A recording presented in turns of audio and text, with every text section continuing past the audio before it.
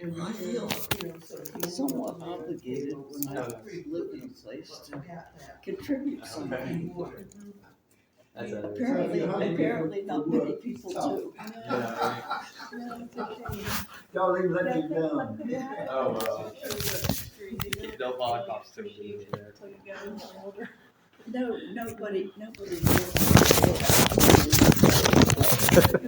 At age 50, they start doing genealogy and join the historical society. So we have our high school helper now. So he's getting credits for that, and be more than happy to give him credit and have him help out. And it's easy for him.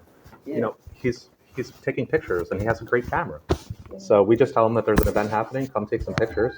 He does that and then shares the pictures and posts them on Instagram. And Gage is young too. The fellow who Gage is right. Lecture. Gage just came in. Oh, you just Yeah. Oh, yeah. Yeah. He's Well, so great. He's great. I belong to the historical society in the town where I grew up, but it's a 2-hour drive, so I don't know too much about attending their meetings. Once a year, I figure that's enough. Maybe I should hide in the back corner.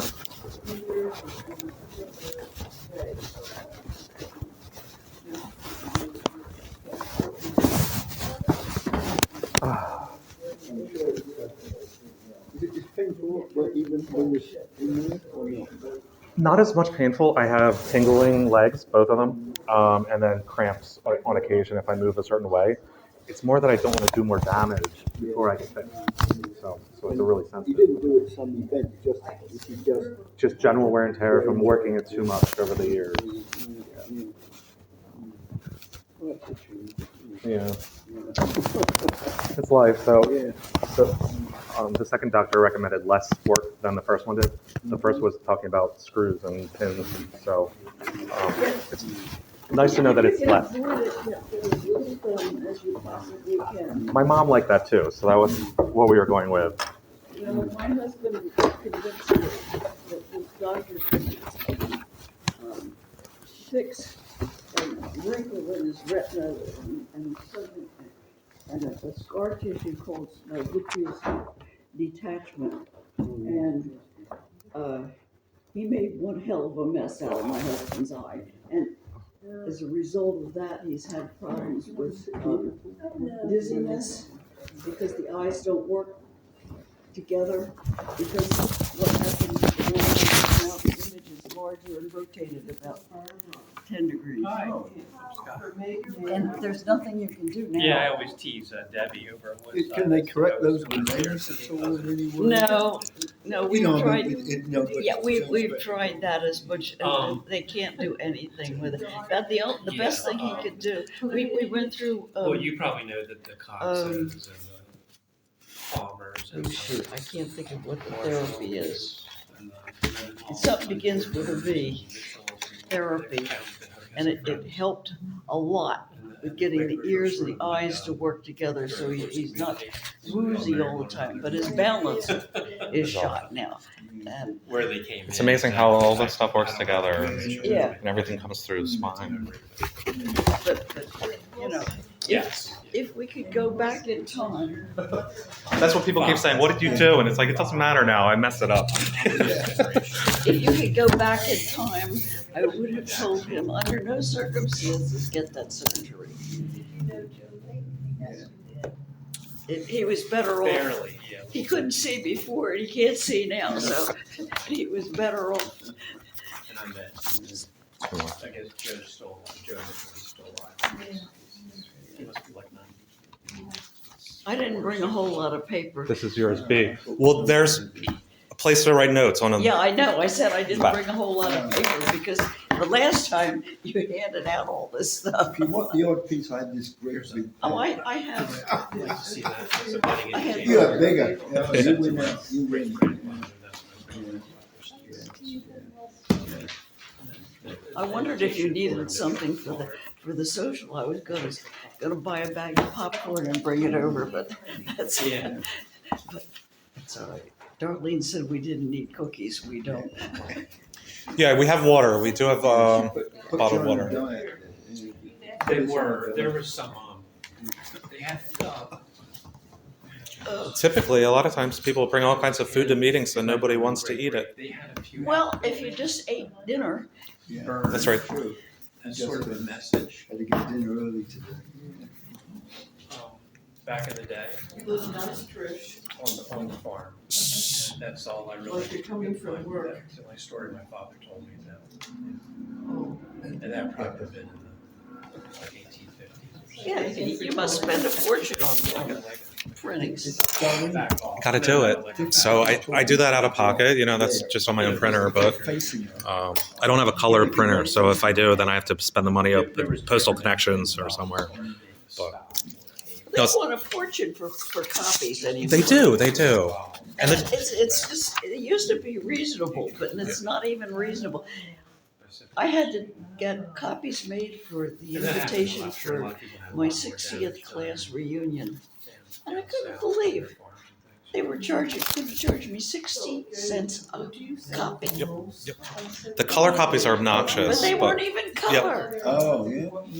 Oh, that's And make sure you ask what weight paper they're gonna use when you get things copied. I was gonna mail all these things, they put them on Really? on gazillion pound paper, and I was lucky I only had 2 sheets, or I'd have, It's amazing what an ounce of paper is. Yeah, it's like 5 sheets, I think. Yeah. yeah. Yeah, but I know that, they have different I think they put it on. thicknesses. They did once, and I said, I don't want it on there. You know, right? You know, I went out plain old. Yeah, I wanted 20 pound paper, and Yeah. I don't even remember what it was they put it on, but it was almost like cardstock. That's right. Stiff as a ball. You can't really even. I read about They redid it. and I probably still have it. Yeah. Well, So- I wish you well in your surgery. Can go and see you. Yep, thank you. Yeah. So they're expecting it basically outpatient or one day in the hospital, No, they put you in and out. in and out, which is And nice. what are they doing to you exactly? Cutting some of the bone away so they can get to the disc, and then cutting the disc away from the nerve. Uh-huh. And he can't guarantee that I'll get the senses back in my legs 100%. And then he said the nerve's really slow to heal, so he's like, I can't guarantee anything. So, Can't do no guarantee. I think I'd go buy one of those inversion tables and start Try that hanging out a little bit. upside down. my aunt has one, and she swears by them. Yeah. My Zero brother- gravity tables. Yeah, my brother insisted that we pick up the one that he had, and it's in my basement, and we haven't tried it yet, but we're going to. And it's one of those things where you have to not have just eaten, and and you should have a person with you, at least the first couple of times, so that you know, if you get into difficulty, you'll have somebody there that can tip you back up. Yep. That's what's nice now. Yeah, I have my helper with me. Well, you can come over to my house and try the one I've got. Hey, thanks. Yeah.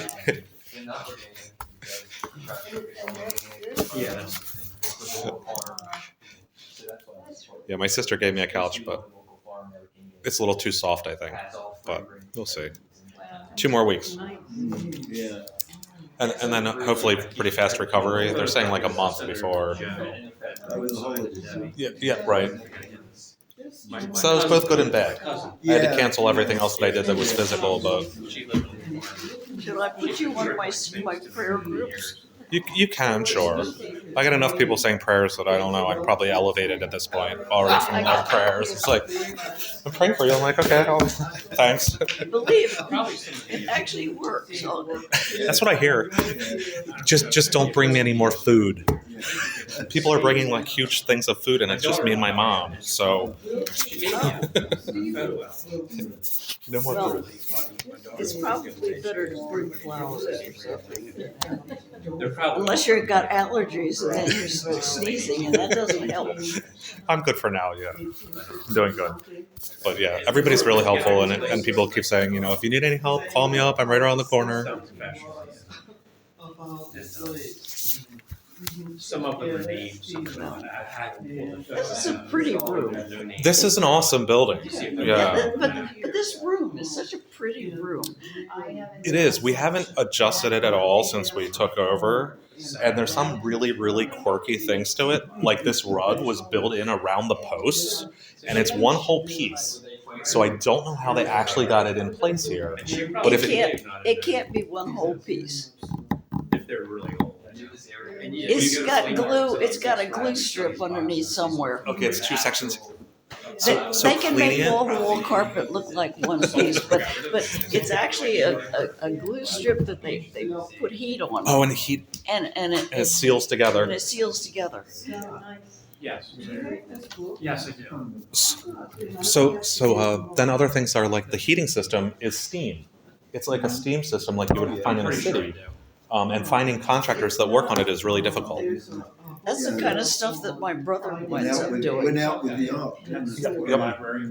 So My brother's a plumber. it's got weird benefits to it because it's not full of water. So if there's a leak, it might not leak all over the floor, but it still does flow. You need to find an old plumber. It's a huge problem. A lot of companies just won't work on it. Yeah, So but you need to find an old plumbing company. so we have to go with a legitimate company that's licensed and insured and everything. So it's tricky. Yeah, there's two places that'll actually work on it. Yeah, she's But then Mark They Blake, probably subcontract to an old plumber. they have some, they're fairly large. They can handle it. somebody that's experienced. But, What remember are we old doing? school. 7 p.m. We got 1 minute. Oh, that's right. We have things that actually have the exact time rather than. We did hear from Amy Zanuno, our membership coordinator. She is not going to be attending tonight. So we'll put her down for excused, Yes. even though it doesn't really matter. She can be excused as much as she wants. But she was courteous enough to let us know. On the gated thing, I write notified absence. So she notified you. Okay. You don't have to excuse her, but No, treasure is not. What? Treasurer Stephanie Wardell, she most likely will not be here. I haven't heard from her. She did not reply back. She did get us our end of year financial reports. So we have our spreadsheets, and those are right in between your agenda and the meeting minutes. So there's one page with two spreadsheets. That's extremely important, and we can go over that a little bit. Previous to a few years ago, we did not have any kind of financial record like this laid out with what the income and expenses were. So people said, well, are you making money on your tenant? How much does it cost to mow the lawn? And I don't know. So they were just paying bills. And so what's the electricity cost? So now we have a running total year to year, and we can look at it from year to year. One very expensive thing is snow removal. Every time it flurries or there's a possibility of ice because of liability issues, they come in and they pre-treat. Then after the event, they come in and they dump salt again.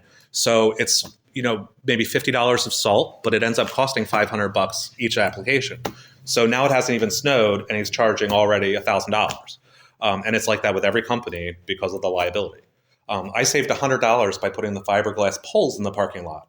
They were coming out ahead of time to do that because if they run into the curb, they're liable. So I said, you know what? I'm going to go buy the poles. And then, so I contacted him a couple of weeks ago and said, don't come out and charge us $100 for fiberglass poles. That's something that we can cover. So trying to save money on little things like that. But then, if it snows a few inches, it's an expense, and then it's by inch. So the first 3 inches are covered, and then every other inch, you just multiply a few $100s by that. we have had a blanket contract at Manly for the whole existence of the development. And It went from $4,600 to $5,900 from last year to this year. It's incredible. And insurance is the worst for us. But we'll get into all that. You want to get started? Yeah. Shall we begin? Call to order, 7:02. And we also invited the garden club to come, and I think they told us that they were not going to be coming. But I'll update you with what they do for us as we get going. So let's do the Pledge of Allegiance. Stand if you can. Oh. And we have our American flag back here in the corner. Okay. So Anybody want to start? I pledge allegiance To the flag of the United States of America and to the republic for which it stands, one nation, under God, indivisible, with liberty and justice for all. At least you didn't ask us to sing. Star Spangled Banner is next. No, it's God Save the Queen. Yeah, save the king. Yes, save the king. Okay. Yeah. We're recording this meeting, so I then upload that onto our Facebook page. So that's for transparency, and then that makes it easier for me to do the meeting minutes so that I can just listen to the audio, fill in everything briefly, and then if there's any issues, we can go back and discuss that. So it saves a lot of headache. So we'll go through our attendance. President Pete Seeley, present. Vice President Darlene Amovi, present. Yeah. Darlene's here. Stephanie Wardell, we'll say absent. She didn't contact me saying she was not showing up.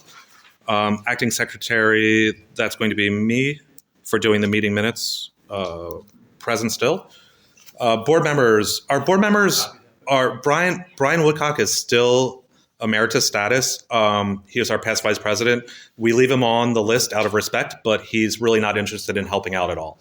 So I'll mail him the meeting minutes and things, but he really doesn't show up. Lyanne Sorensen, same issue. She's now living further away, so she tends not to come at all. But just out of respect for everything that they've done in the past, we just keep them on our list of board members.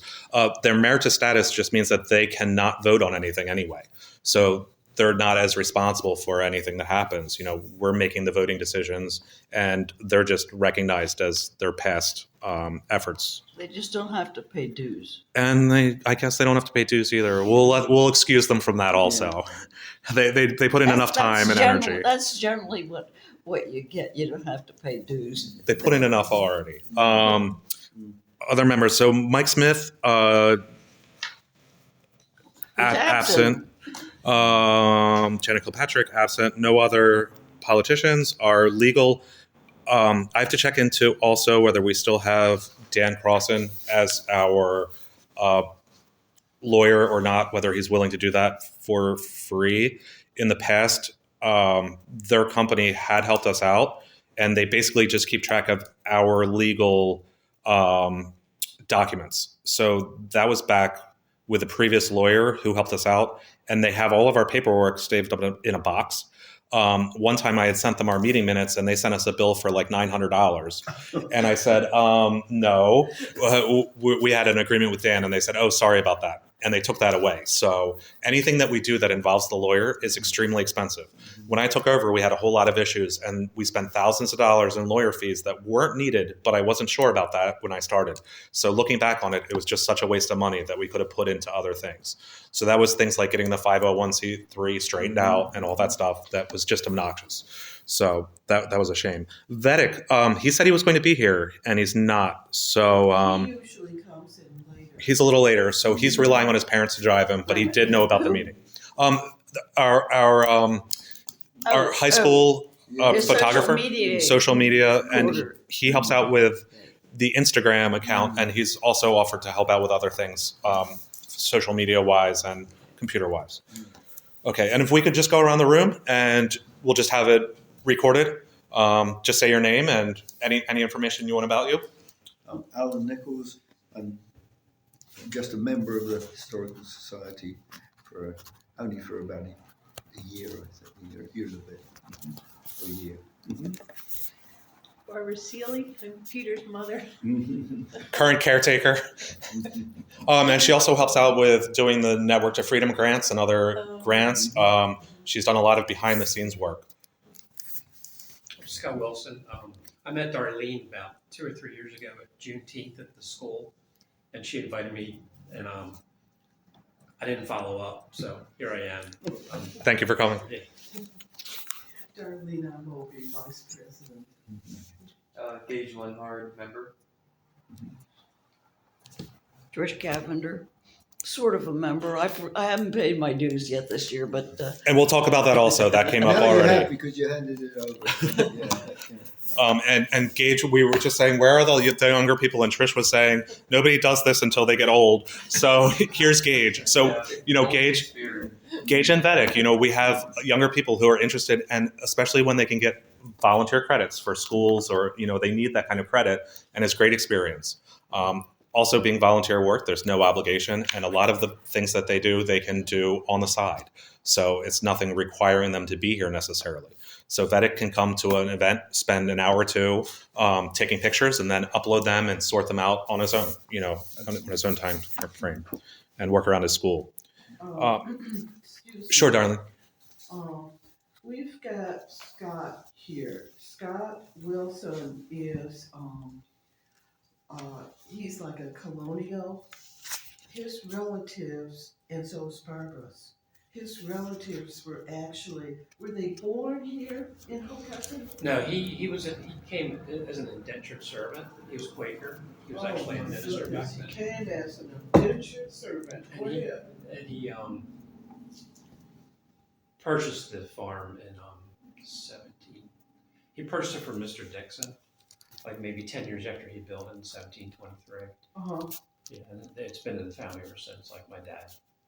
Okay, So- that was, So yeah. I'm a 9th generation resident. Super. Okay.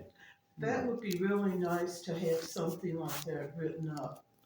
Simply because he was here in the wasn't your great-great-grandfather here in the 1700s? No. It would have been great, like 8 times. 7 times. Yeah. 7 times. Has Scott Palmer written the house up? Do you know? Probably. Yeah.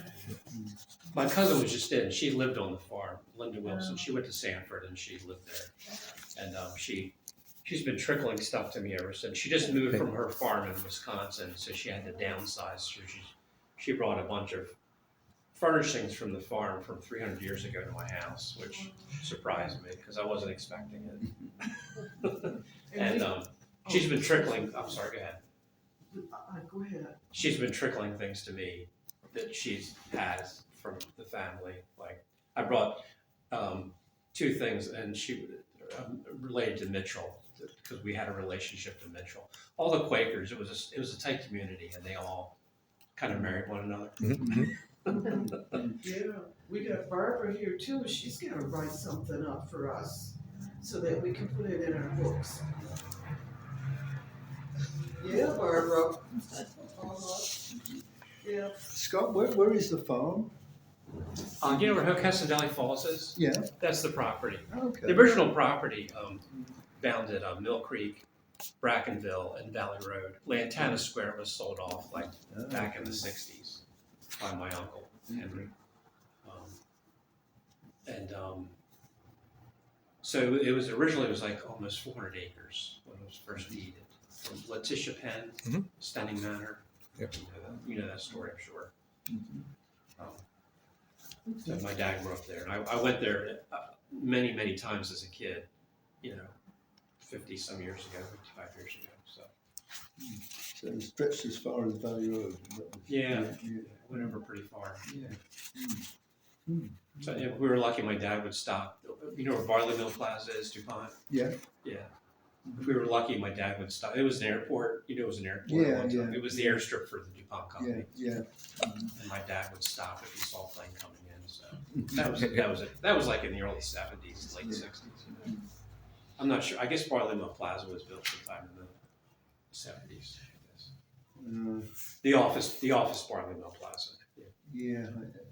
What's the address of the house? 200 something Wilson Road.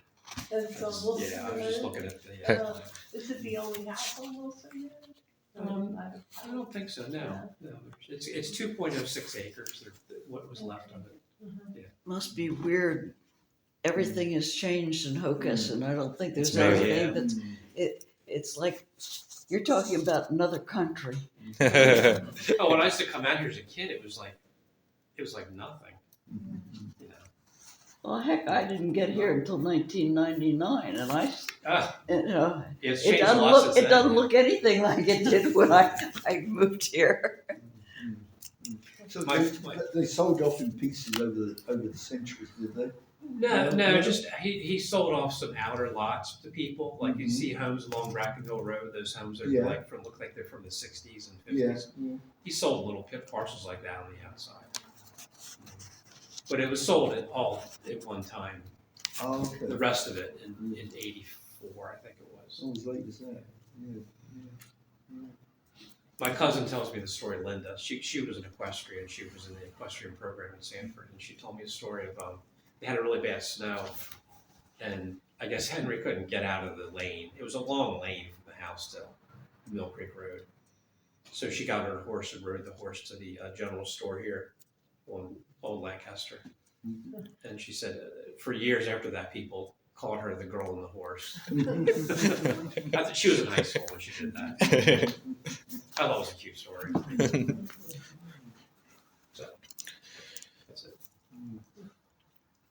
Okay. Oh, did you Sure. you want to show us the whatever you brought, or do you want to leave that later?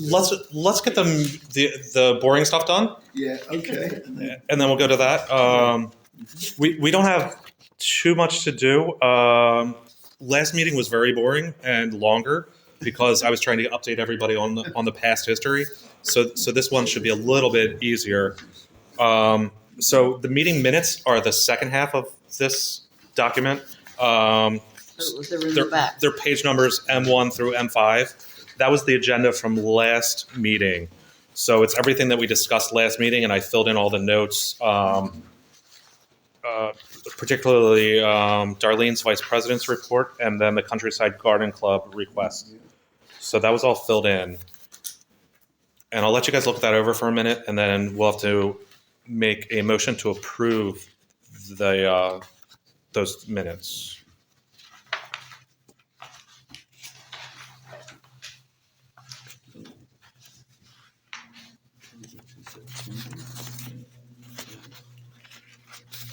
I'm guessing the garden club must not have had any success. No luck at all. They're tied up with DelDOT. So I informed them of that.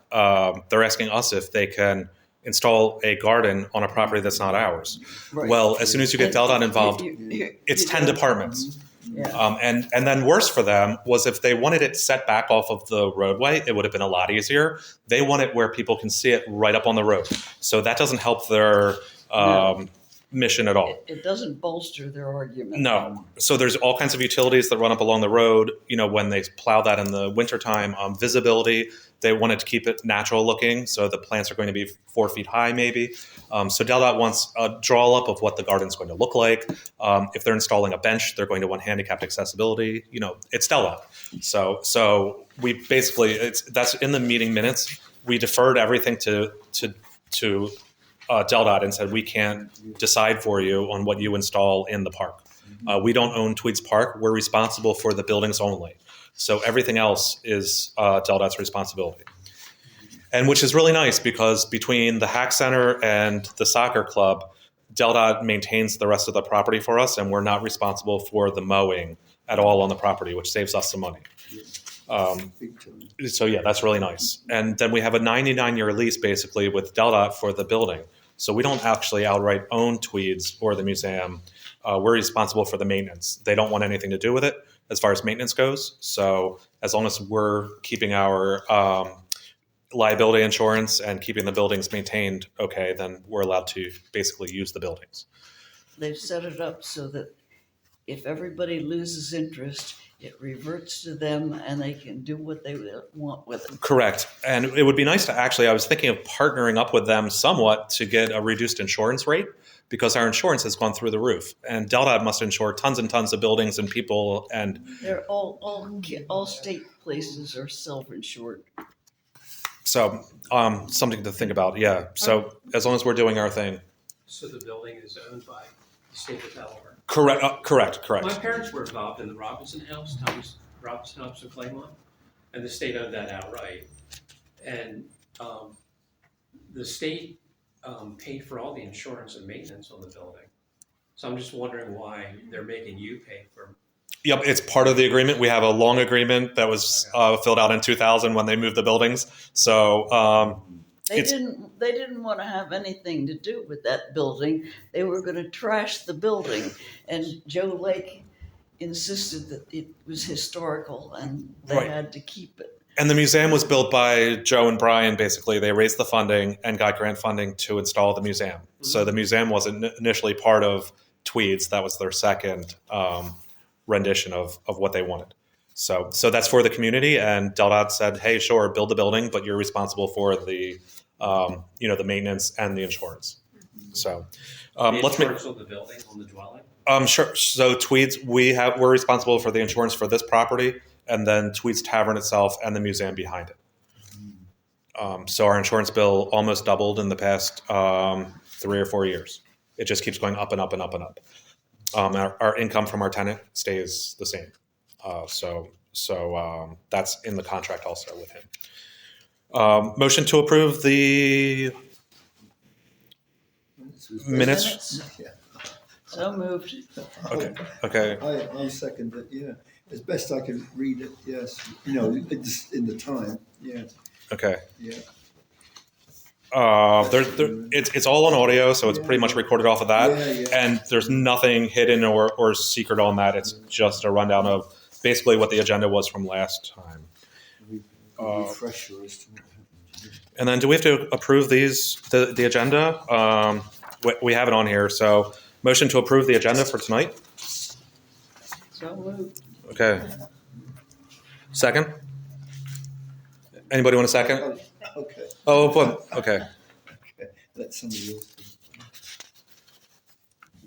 it. Okay, so I'll just go through this real quick. Countryside Garden Club, they are doing the holiday decorating for us. They do that every year. They have fresh cuttings. They come into our basement. They wrap everything up, garlands and everything, wrap up the whole building and make it look really nice. So we get a lot of praise from the community for having the buildings looking really super. So that's something that they do just to help us out. Besides the rest of the year, having Darlene go over and turn on the water every week so that they can go and sprinkle all their plantings. We were having some issues with the plantings getting overgrown and growing onto the building and causing rot because it holds the moisture in. So our contractor recommended having the bushes cut back from the building some. So it looks really nice and fancy to have all that bush, the bushes and the plantings, but it also causes some damage long term if it's up by the building. So we told them to cut that back. So they've been doing that. You should actually have about 1.5 feet. So they didn't plan that in there. They're maintaining the bushes, and they've been told to get that cut back. Yeah. So that's the update from them. President's report. I'm going to make this quick. I have this all written out for you. I'm not going to read it all. A lot of it's a repeat of what we talked about last meeting. So the one thing I wanted to just focus on was the underlined part halfway down the page. We approved opening a third bank account for processing membership dues, which we can talk about after all of this and Darlene's report. So I can open up a third account. We just have to figure out how we want to be processing payments. Do we want to use Venmo? Do we want to use PayPal? Do we want a QR code? Because I've heard that that's an issue too. Trish? There at our Manly meeting, Venmo apparently requires a dedicated telephone number.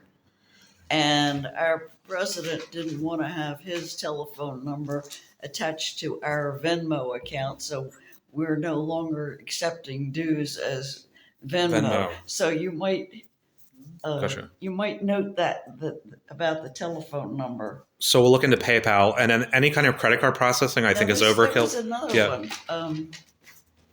What's the other new one? Zell. Zelle?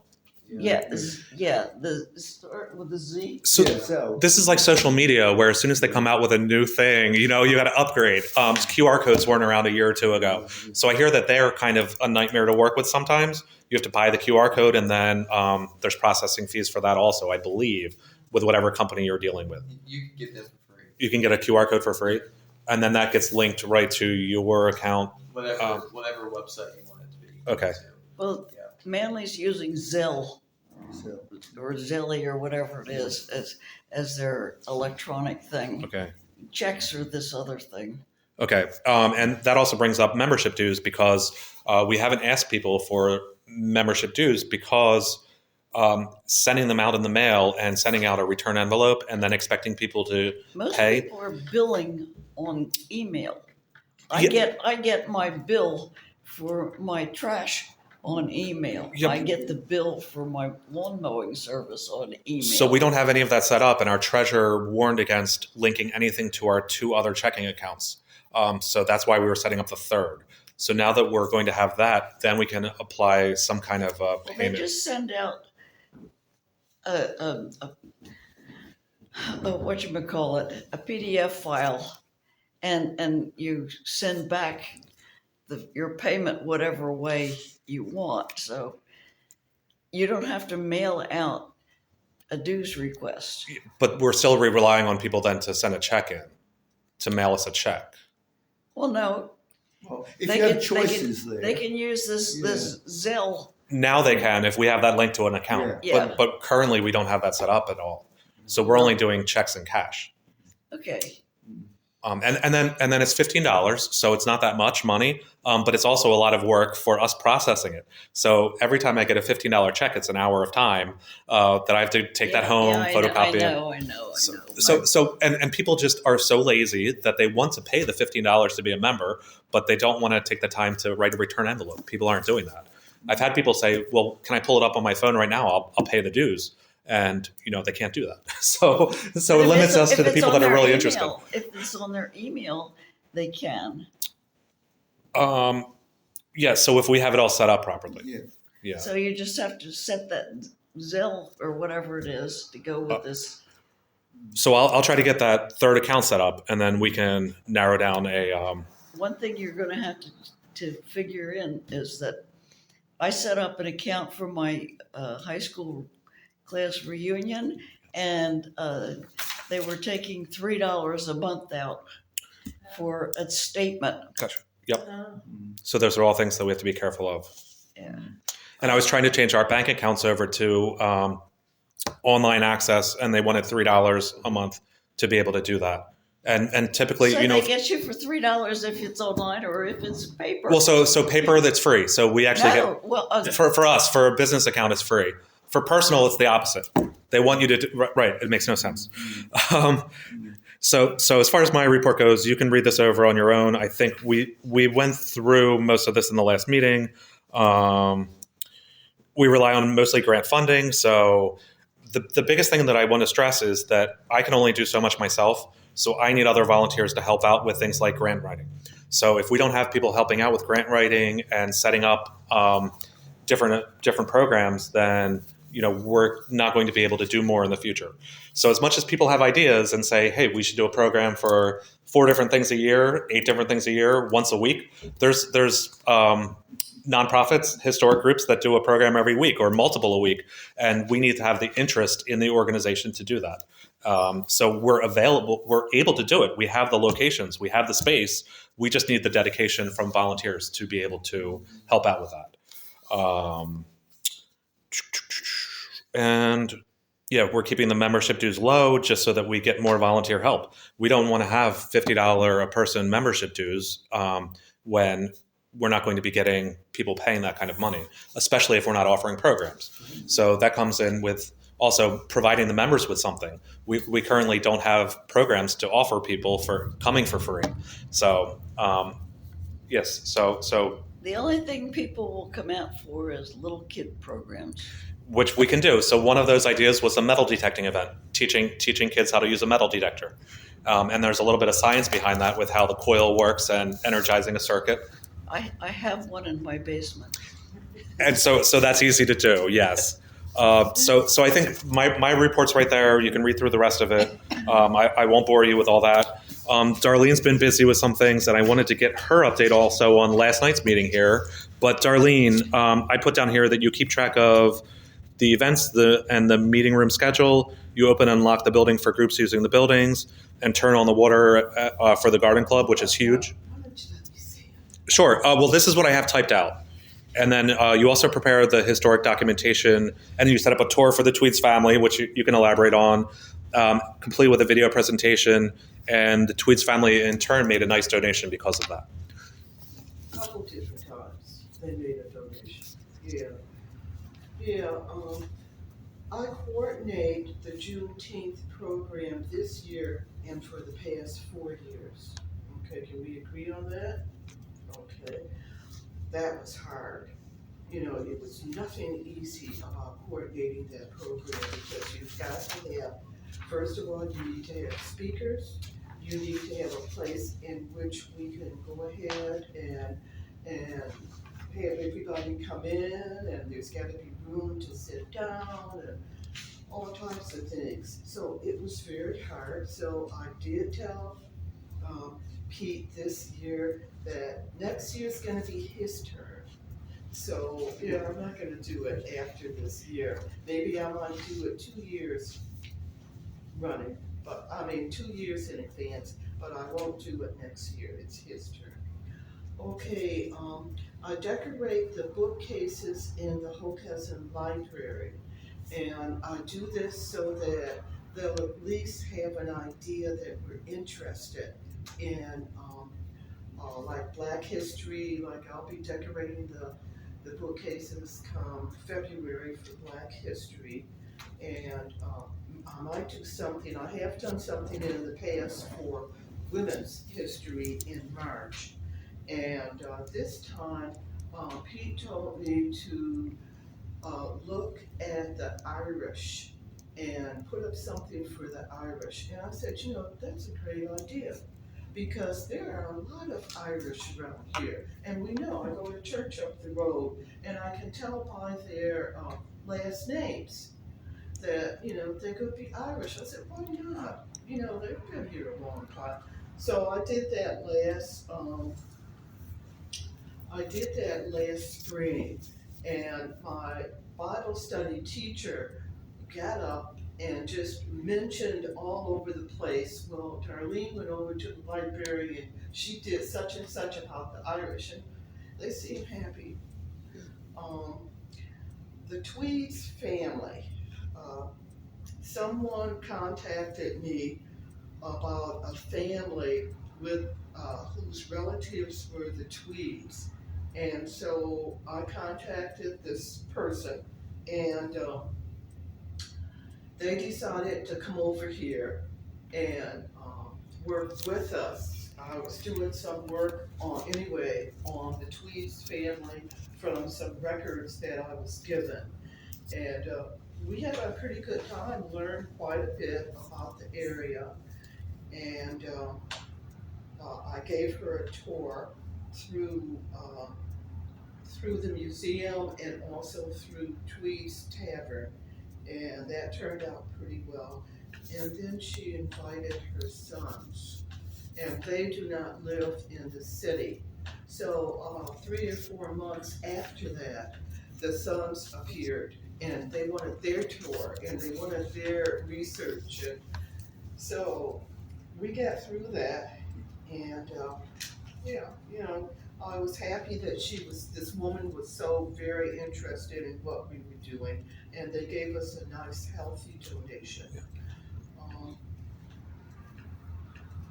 I do research about inquiries. Inquiries are generally what people will either call me or email me and say, well, my relative is such and such. Could you find out where they lived, or could you find out all types of things about them? So that's what I spend time on, because I want to help them out too. I've lectured in schools and nursing homes, not so much this year, but in the past, yeah, I, I have, 2 kids plus a son. The son, went to Wilmington Friends School, graduated. The 2 grandsons are currently at Wilmington Friends School, and, they love it there, so if you have grandkids, send them to some place that they will enjoy, that they will learn from, and, yeah, don't send them to the public schools, because, they won't learn that much, and I don't know if they would really enjoy it. Several weeks ago, I was invited to Newark Union Cemetery and Church for the Veterans Cemetery Tour. And I was invited last year too. We have to sit outside after darkness in cold, and we wait until there's a group of people that will come over to us and gather around us, and we tell them about particular people. Like my particular person, his name was George Weldon.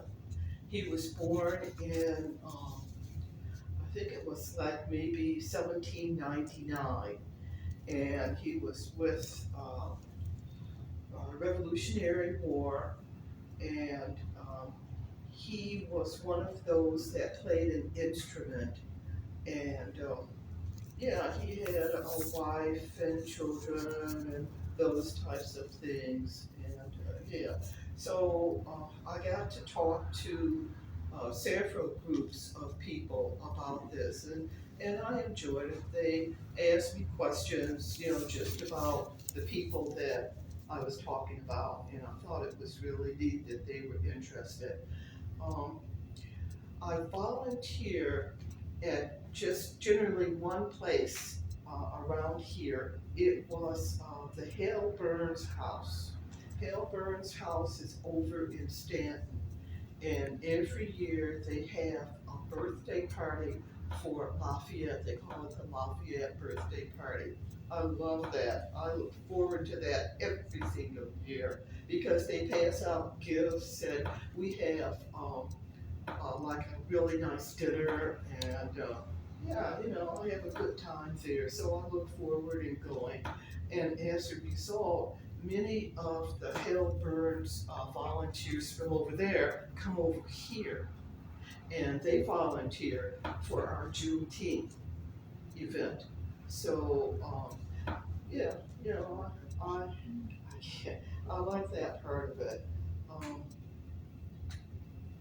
Questions? Oh, you don't have any questions? Okay, Pete, it's your turn. So yeah, maybe Darling, what's that particular house?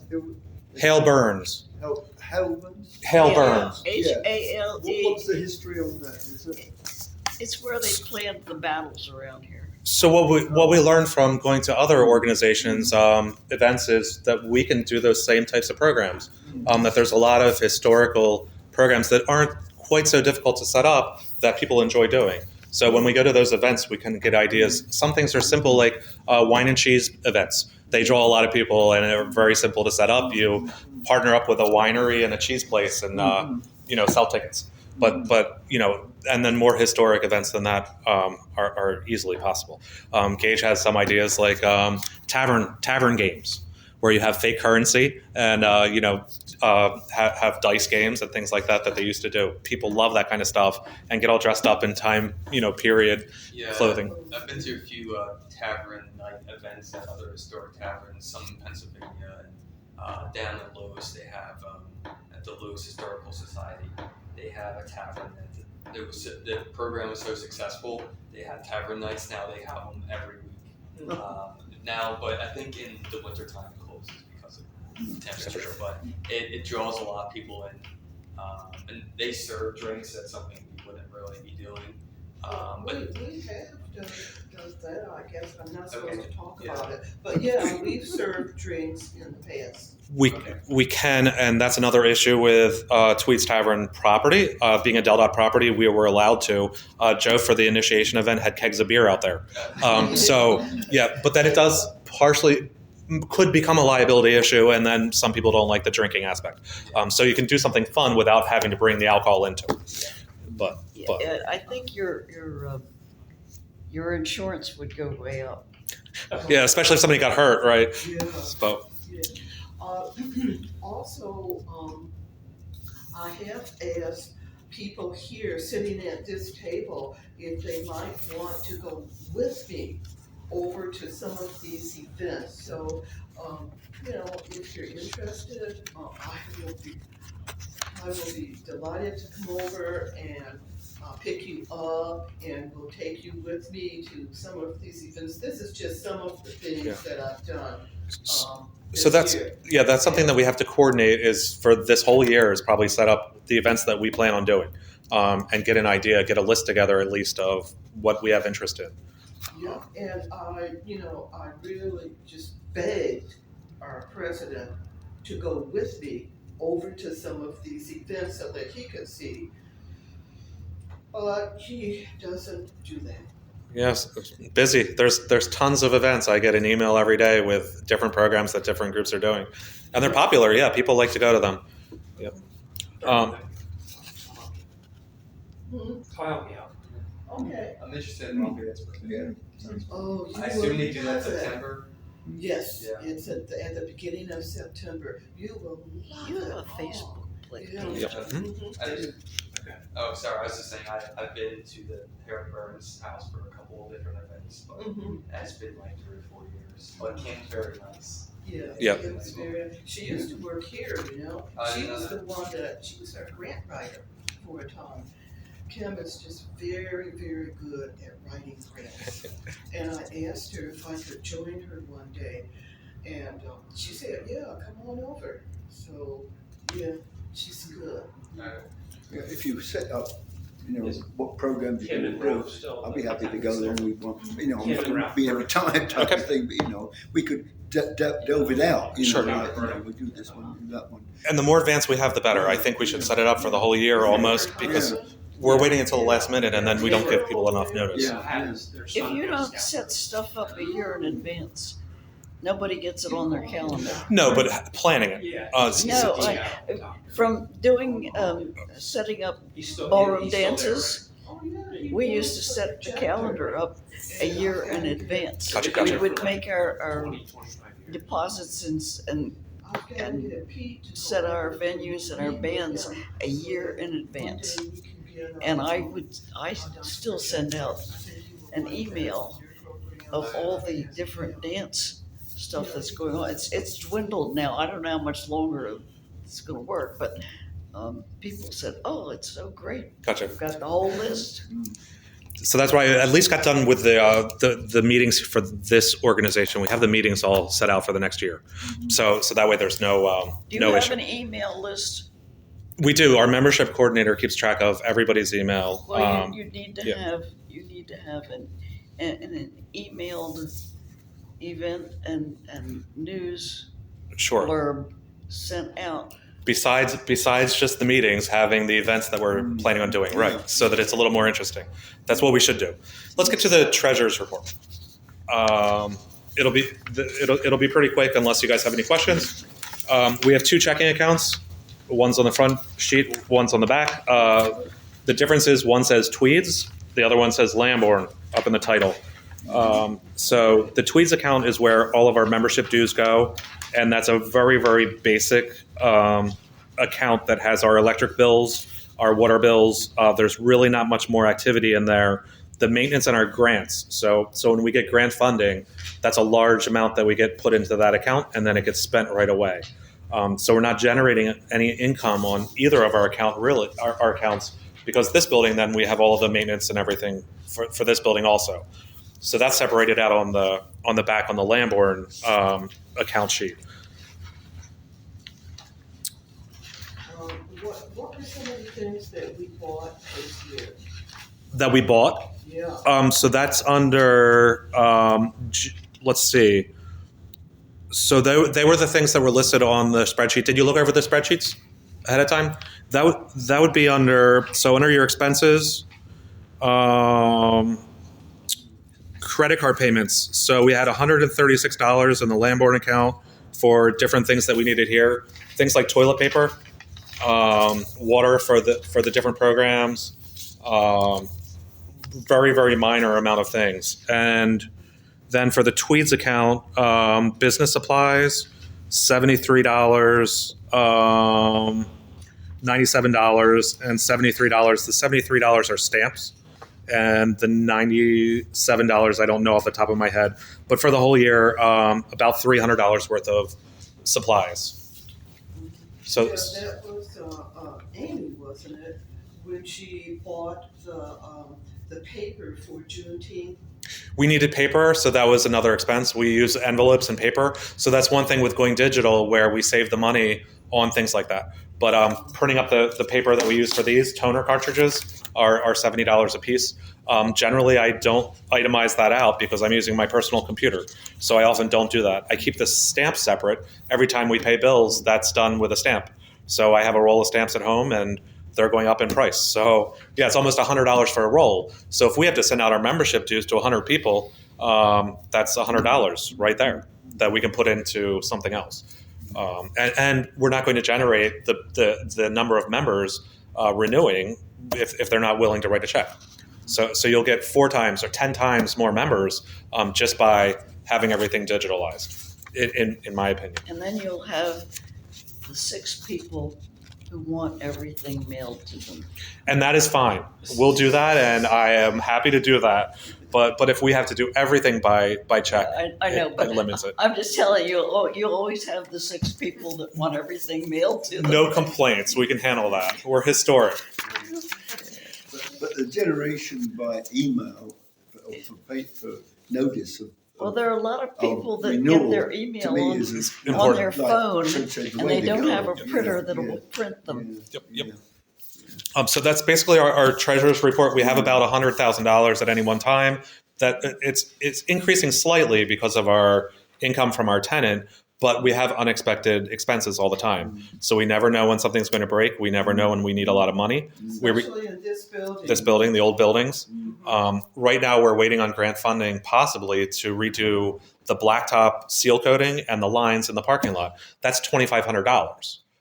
So it's a small parking lot, but it's $2,000 to do the seal coating and $500 to do the line striping. $2,000 for that? For just seal coating. Doesn't surprise me. $2,000. Somebody's ripping you off. Go get estimates. They're all right around the same. That's actually cheap for that size Yeah, lot. I said it didn't surprise me at all. Yeah, And so the way that we could save money is to go get the 5-gallon buckets of tar ourselves and go out there and spread it. And buy a couple of long-handled brushes. And push it around ourselves. Around. So if we feel like doing that and we want to breathe in the chemicals, that's fine. right. And then you got It's to pay for a black new pair of paint. shoes when you destroy those, It's black and your paint. pants when it gets all over it. So that's That's where why I gave up doing it years ago. that's where filling out a grant application can pay off. There's organizations that'll give us grant funding, and that's a matter of somebody having See, I the called Jack somebody or other, and Someone having connections. so connections help also. and he comes with this little trailer with a tank. Right. And they spray it down and they do it really quick because they have all that equipment. Yeah. So back to any questions? The treasurer's report. Any questions on that? Did you combine them anywhere with these two? No, we you kept did. them Okay. completely separate. The only place that gets combined is from our accountant. He'll combine them. Everything is submitted to the accountant. Those 2 spreadsheets.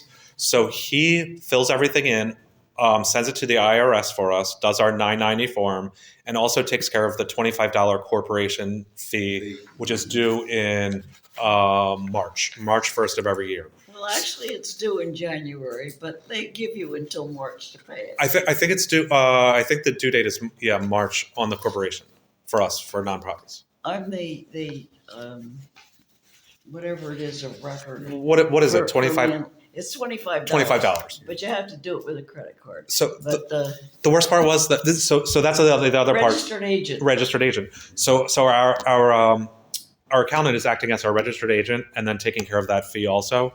So he's providing all of that for basically included in the price of him doing our The taxes. hardest part is typing in your officers and their addresses. Correct. Very simple. But like you're saying, they require the payment online. So that's an issue for us because before we were doing everything by a check. They won't accept a check. Oh, I always just sent them, gave one of my credit cards and put in a request for reimbursement. So Yep. they don't care whose credit card That's it right. is. That's right. And it's $25. Yeah. So if you have any questions, let me know. But those financial reports are pretty much done, and they're a reflection right off of our account statements. So they line up to the T. They're right to the nearest cent. Last year we were off by 1 penny. He was charging us $200 extra because of that, because he had to do extra work. This year he's asking for the same amount, and I have to see why. I believe his fees increased like everybody else's. So he charged us $700 the first year, $900 the second year. He's asking for $900 this year. So I'm going to ask why, and I imagine he's just going to say because my expenses are going up also. So, Well, it seems like the insurance companies charge everybody more just because they can. there is no explanation for that. We haven't had any claims. Then everybody has to charge everybody else more. But my property insurance hasn't gone up that much. But our insurance here. Like I just got mine yesterday, and I'm arguing with them upstairs. Oh, and they're Yeah. okay. They told me just what you said. What double? That the my property has gone up. I said, how do you know that? You've never been there. Yeah. So That's a shame. wait till you. Is your insurance on the dwellings too? The insurance is basically the building. So here's the property. We outright own the property and the building. We're responsible for everything that happens here. Over at the other two buildings, that being a Del.Dot property, we're only responsible for the buildings themselves. So the lawn. The reconstruction costs has gone through the roof because because building materials have gone up so high. Sure. And the other issue that we have is our insurance policy is 137 pages long. So all the fine print in there of what's not covered is mind-boggling. So they cover almost everything under the sun that they don't include. One thing we don't have is terrorism coverage. They asked us if we wanted to apply that, and we're not applying it. So if somebody comes and does a terrorist act on our building, I have no idea what that would amount to. But we're not paying that $25 for terrorism coverage. But it's things like that they nickel and dime you and then say, oh, possible terrorist, we're not going to pay. Behind you, somebody coming here to terrorist. So there's our financial report. We have that available for everybody. That'll be inputted right into the 990 form. The accountant doesn't have anything else to do except add that one number in and then the list of board members. And that's all that's inserted in there. The board members are all legally responsible for the organization and are on that 990 form. So it's illegal. Do you have enough board members? We do. So we do currently, and if we're allowed to have up to 12. So if anybody's interested in being a board member, Just don't put more people in there than you need. Just as what you need. Sure. And that also comes down to voting. It's nice to have more people sometimes to be voting on something. And then a lot of times that becomes a headache too. Yeah, because if you need a majority and you can't find them. Sure. So that's our bylaws are very simple, and it's laid out so that everything's as simple as possible. So financial reports, we're done with that. Member coordinator report, this is the same as last month's. Amy keeps track of our Excel spreadsheets. Whenever we ask for them, we say, give us our, this is page A3 again, pretty much in the middle. So she keeps track of the membership information that I forward to her, and then she sends out an email when we have mass emails that need to be sent out. She's having issues accessing our one email account right now, so I have to get that straightened out. She made up another one temporarily, but that's done through the Network Solutions program that I have for our website. They gave us free emails, and for whatever reason, she's having issues with that. So that's something that I have to get straightened out. Social media, Vidic, I wish he was here, but he just comes out whenever I say, hey, come take pictures of something. He loves doing that. He has a professional camera, and it makes us look really cool that we have somebody running around with a camera taking pictures. That's a great asset. Hey, it's awesome. It's great. And he might have some other friends from school that can help out too. So we have no motions to vote on for this meeting. Old business was the same as last year's. I didn't change that. Unfinished business, Tweeds repairs. The president of the organization died a couple months ago, so we're in process of having everything done with his son, who's taking over. He hasn't been contacting us very well because of that, so getting into winter is not the best time to whitewash the building, so that still might get postponed. This is stuff that we had set up last year around this time, and he was supposed to get to us in the summer, postpone and postpone and postpone, right until fall. We finally got the carpentry work done, but they haven't gotten around to doing the whitewashing.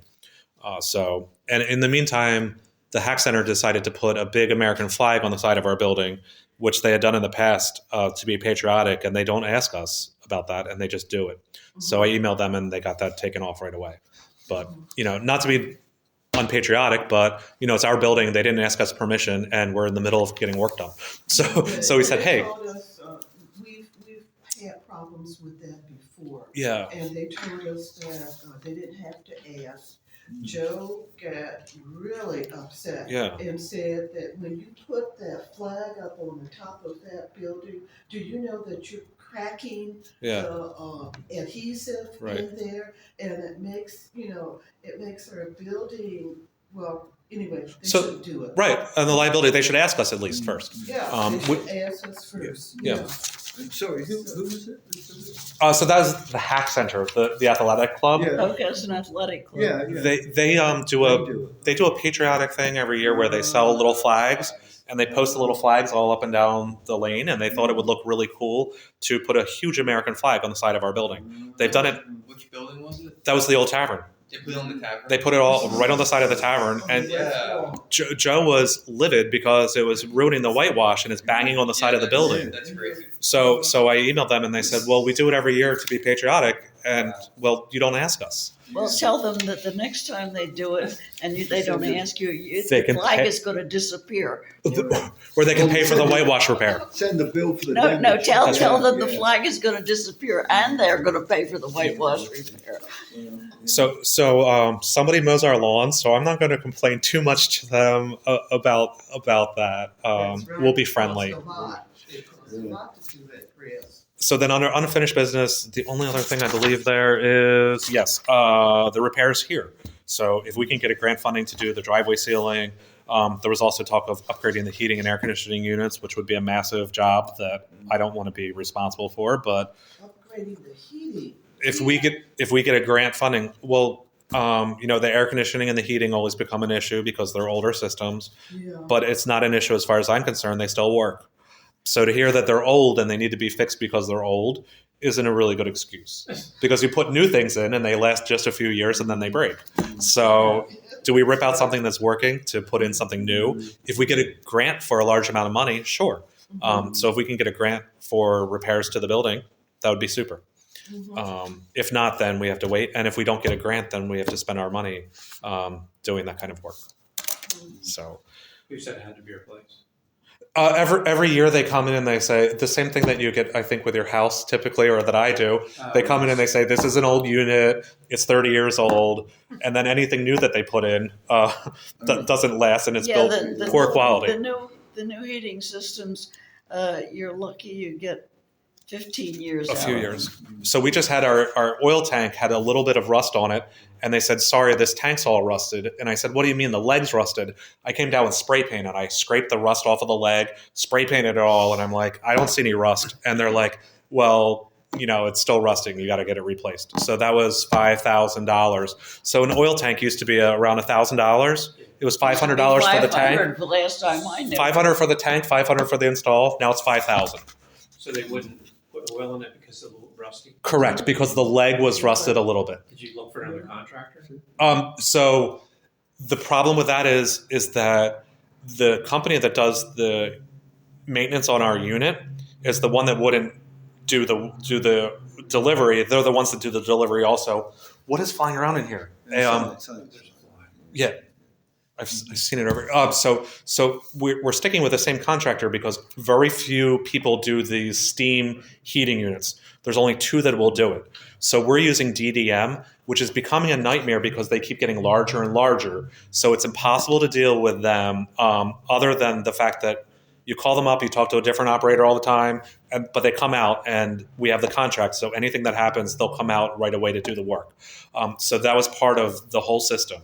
Is not being able to go to another company and get estimates as easily because they're the ones that have to certify it. So if we have another company come in and do it, they'll say that wasn't up to our standards, we're not certifying it. So it got to be a big headache that way with trying to get estimates. And it was a last minute type thing where we didn't have a chance because it was the winter time. We had to have it filled up. So they subcontracted out to another company. They come in, replace the tank right away, and then just send a bill. So it's something where we just didn't have the time to estimate, to go get estimates. Same thing with if the heater breaks now, how much time do we have to jump around and get 5 different estimates? So Pete asked his reliable board of directors, that's me, and also Stephanie, what pipe, what should we get, what should we buy? Oh my God, I've never even seen, what he's talking about. So, I know Stephanie and I just kind of hang together, and Pete, anyway, he goes out and he buys what he wants anyway, so. We agreed on it. Yeah, so We did agree. yes, Darlene likes to get the highest rated raw. warranty, Raw. and that tank was 3 times as expensive. So we were weighing the pros and cons, and we're hoping that it won't fail in the next 15 years. So now the tanks, instead of coming with a 10-year guarantee, come with a 1-year guarantee. So they were trying to sell us on the high-tech tank that costs 3 times as much, that's made out of plastic or something instead of metal. You And don't want a plastic tank. and then it had a 30-year guarantee or something. So You don't want a plastic tank. Probably fiberglass, was it? So some kind of high-tech stainless steel on the outside with an inside liner of rubber or something, high-tech rubber. But you get into just something like the tank, and it became 5 options with all these different plans, and it was a headache just dealing with that. So What happened to the old steel tanks with a creosote coating on the inside? Can't I use mean- creosote. so we have the lowest tier tank that we can get, basically. That's just fine. They used to last about 50 years, I think. Our last one was 30, so that was what the contractor said. They looked at the little bit of rust and they said, this tank has a date on it that says 30 years old. So it's really thick metal, it's really thick steel, and now they replaced it with a thin one. And it's brand new, though it doesn't have rust on it. So yeah, it's a pleasure working with contractors. Planned obsolescence. Yeah. My Lennox just died. It was 29 years old. And The guy laughed at me. He said, "Oh, if you get 10 years out of this train, you'll be lucky." Yep. But he laughed at me. And then getting parts for the units become an issue. So I just paid $525 to have 2 little plastic pieces that come through the side sheet metal of my heater into the condensate pump. Oh, $525. it's all labor. Yep. And then they sent me a thing that said that they could replace the condensate pump for $395. And they wanted to know if I wanted to move forward on that. I said I could go to Home Depot and buy one for under $50. I don't think we're going to move forward on that. it's just something that we inherited. So we inherited everything that's here as is. We inherited an old building. And another thing with getting other estimates for things like insurance, they want to know how old the roof is. I don't know how old the roof is. Then they say, well, how is the plumbing? So it goes right around with that. A lot of places just don't want old buildings. And if you So- have knob and tube wiring, they will not touch it. Yep. So for new business, setting up the account and processing for membership dues, we talked about that a little bit. We're okay to go forward with that? You want a 3rd checking account for processing membership dues? You think we should go forward? Yeah, let's go Well, forward. Go forward. why We do you agreed. have 2 now? We have one for this building, one for just Lamborn, and we have one for Tweeds. That's the way it was when I inherited that also. So it's kind of a good idea to keep them separated. That keeps our spreadsheets. That keeps your business account from, your charitable, whatever it is. In a way. Yeah. And we just decided to have all the membership dues go to the Tweeds account, and Lamborn's pretty much all our tenant income. So, and then we try to keep, we have 4 electrical bills. Yeah. So 2 are for that building, 2 are for this. Well, We have, check with the Zilly thing. You might not have a problem with just keeping the one for the Tweeds Tavern with the dues without doing a third one. well, so we agreed, I guess, the last meeting to do the third. Yeah. So that was what we voted Yeah. on, And that Okay. way- was setting up the third account. That's right. But if you don't need the third account, it's kind of, just another, Headache to Headache. have to watch another account. Yeah, but the point was, wasn't it, about disclosing, so that partly with fraud or whatever. To or- keep people from or accessing getting that hacked. large account. Yeah. So it was to set up an account with maybe just $500 in it, that Yeah. all the membership dues then go into. True. well, Um, do you have Then electronic it banking with the rest of the account? no, Then if you don't have electronic banking, nobody can get anything out of there. guess maybe. Yeah, well, wait a With the minute. fraud the way it talking- is. We're talking about receiving money electronically, so it's like a two-way. Right. So it would But it would you be don't have to have anything.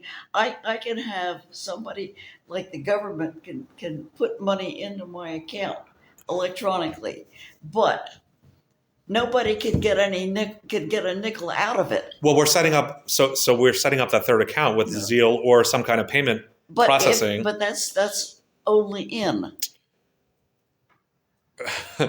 Well, It's setting up another. I mean, it was just for safety. No, so if it only allows money in, then you don't have to worry about anybody taking money out.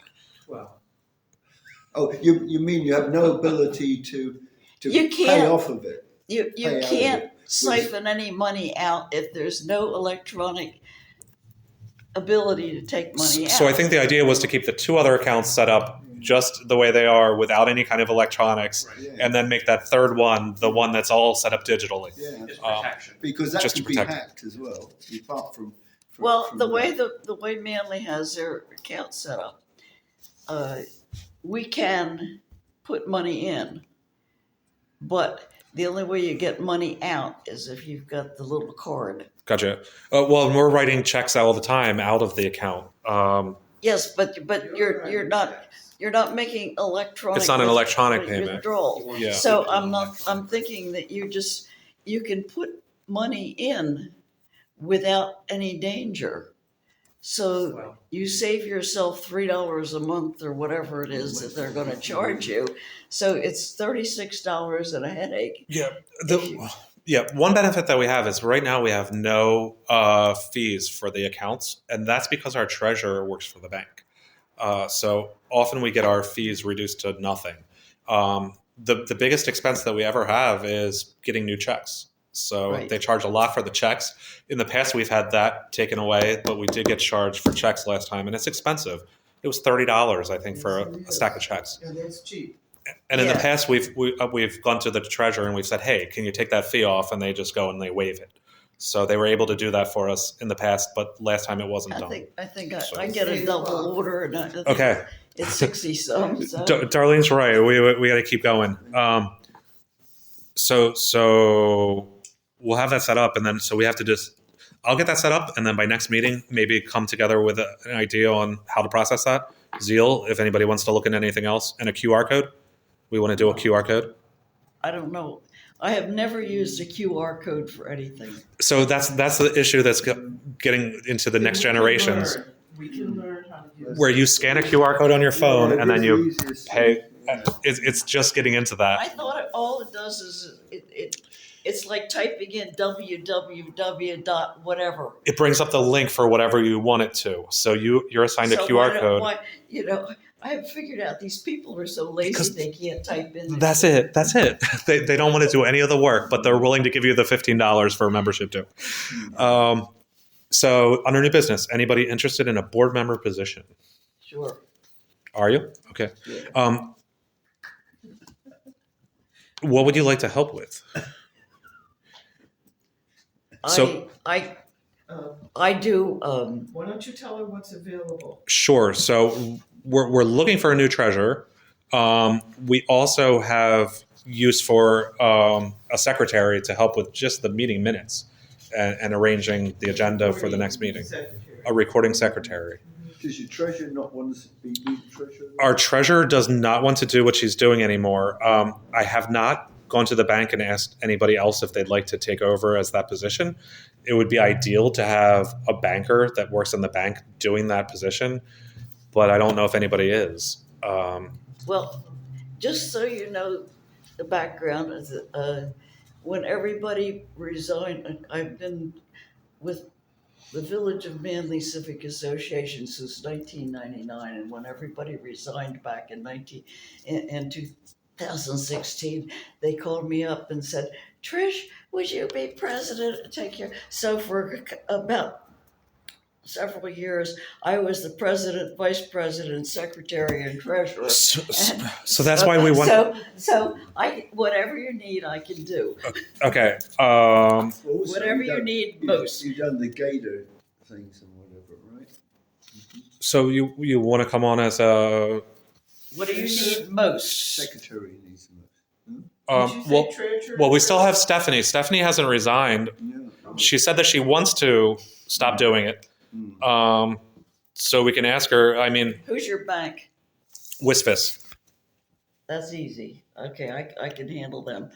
That's mine. Okay. So maybe bring you on as a board member, and then does it? Just temporarily, whatever you need, Okay, so. and then figure out what position works best. Let's. Can we say just board member? Oh, because we can't say treasurer because Stephanie is still that position. Just Board board member? member fill in. Okay. Should we vote on that?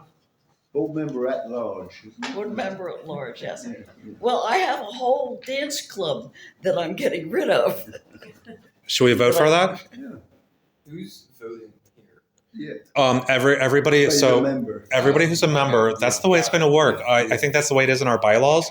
Is I anybody? thought it was only the board members could vote. Yeah, anybody who shows up at a meeting is available. Anybody that's part of paying your dues is that you're responsible for what happens You're allowed to vote. when it's time to vote. So that gives you some say, you know. What's that? So all in favor? Aye. Any opposed? Okay. Thank you. Thank welcome. you, Trish. We'll approve that. But Yeah. the things that I also do are things like I told you about the email that you need to send out. Well, for the dance clubs in Delaware, I have been sending out an email. It's called the Dance Dates, with a list of everything that's going on that goes out to the people that are on my spreadsheet. So one thing that I've been that's the kind of thing I can do. one thing I've been trying to get done since I started this position is a form for everything. Membership forms, having that incorporated into the brochure, all the spreadsheets for everything. Membership spreadsheet. It's a very easy thing to set up, but it's something that wasn't there. I know. So now we have the spreadsheets for the financial accounting, and it's so simple. And We just have a I've few got bills the every spreadsheet for the Village of Manly. Hey, A running spreadsheet for the budget. so it's nice to have people doing that, and then having that repetitiveness where multiple people know how to do that and handle the work is important. If you can do Excel, it's really stupid. It's very easy, and it's set up. The formulas are all in there, so you just type in a number and it adds it all up for You you. just have to remember, don't ever delete the first section. Because all the formulas go, gee!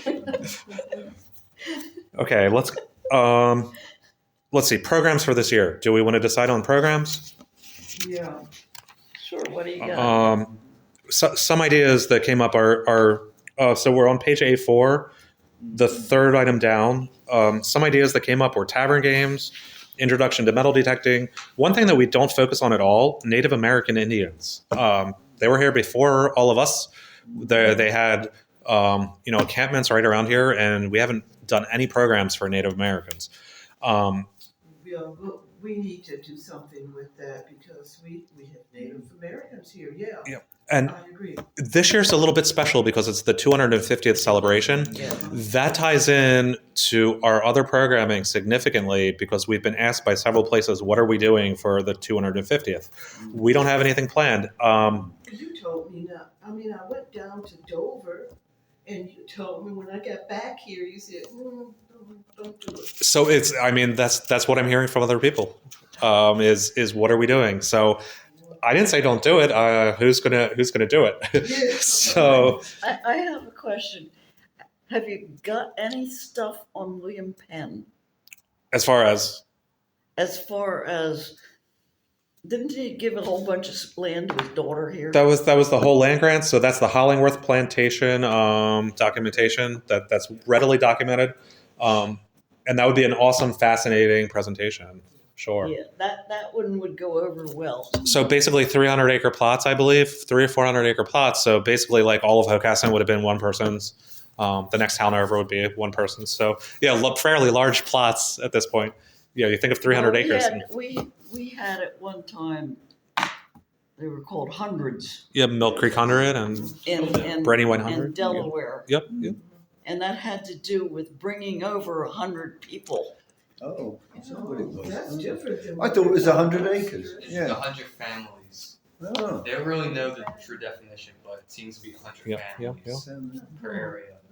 Very Then fascinating. they got granted a certain amount of land. You Yeah, you that got was in you return. got a grant of land if you brought over so many Yeah, 100 somebodies. yeah. And it Families didn't or whatever. include slaves. Yeah. No, And how much land did they get? Not 100 you're acres? you're talking to somebody who vaguely remembers Remembers, reading this yeah. 10 years ago. I thought it was tied into 100 acres, but it's not.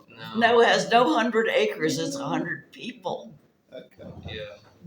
And like the Wilmington 100, for example, Yeah. is really And small. they because always there's so talk many about- people there already.